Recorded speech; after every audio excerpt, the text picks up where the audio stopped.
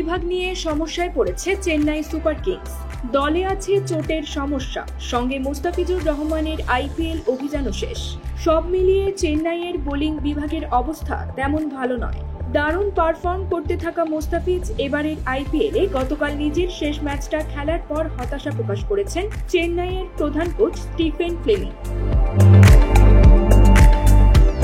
আইপিএলে গতকাল পাঞ্জাব কিংসের কাছে 7 উইকেটে হেরেছে চেন্নাই। এই ম্যাচে মাত্র 2টি বল করেই চোট নিয়ে মাঠ ছাড়েন চেন্নাই পেসার দীপক চাহার। চলতি মৌসুমে এর আগেও চোটের কারণে 2টি ম্যাচে খেলতে পারেননি তিনি। চোটের কারণে পেসার মাতিসা পাতিরানাকেও এ ম্যাচে পায়নি চেন্নাই। আর ফ্লুতে আক্রান্ত হওয়ায় দলের সঙ্গে মাঠেই যাননি আরেক পেসার তুষার দেশপান্ডে। কিন্তু সমস্যার এখানেই শেষ নয়। টি20 বিশ্বকাপের জন্য ভিসার কাজে দ্রুতই শ্রীলঙ্কায় ফিরবেন পাতিরানা ও স্পিনার মহিষ দীক্ষানা। শ্রীলঙ্কার এই দুই বোলারকে অবশ্য রোববার পাঞ্জাবের বিপক্ষে ফিরতি ম্যাচে পাওয়ার আশা করছে চেন্নাই, যদিও সেটা এখনো নিশ্চিত নয়।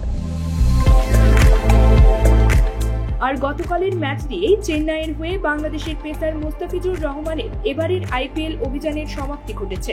শেষ ম্যাচে উইকেট না পেলেও 4 ওভারে 22 রান দেওয়ার পাশাপাশি একটি মেডেন পেয়েছেন মুস্তাফিজ। দেশে ফিরে তিনি যোগ দেবেন বাংলাদেশ দলে। আগামীকাল থেকে টি20 সিরিজে জিম্বাবুয়ের মুখোমুখি হবে বাংলাদেশ। বিশ্রাম নিয়ে এই সিরিজের 4র্থ ম্যাচে মাঠে নামার কথা মুস্তাফিজের। 10 ম্যাচে 10 পয়েন্ট নিয়ে টেবিলে 4র্থ চেন্নাই। লিগ পর্বে আরো 4 ম্যাচ খেলবে ফ্র্যাঞ্চাইজি দলটি। এর মধ্যে যে কোনো কিছুই ঘটতে পারে। পাঞ্জাবের কাছে হারের পর চেন্নাইয়ের প্রধান কোচ ফ্লেমিং দলের বোলিং বিভাগের সমস্যাটা তুলে ধরেন। শ্রীলঙ্কান ছেলেরা ভিসার জন্য ফিরবে। আশা করি তাদের কাজটা দ্রুত শেষ হবে এবং আমরা পরের ম্যাচ তাদের পাবো। রিচার্ড গ্লেসন ভালো করেছে এবং ব্যাপারটা ইতিবাচক।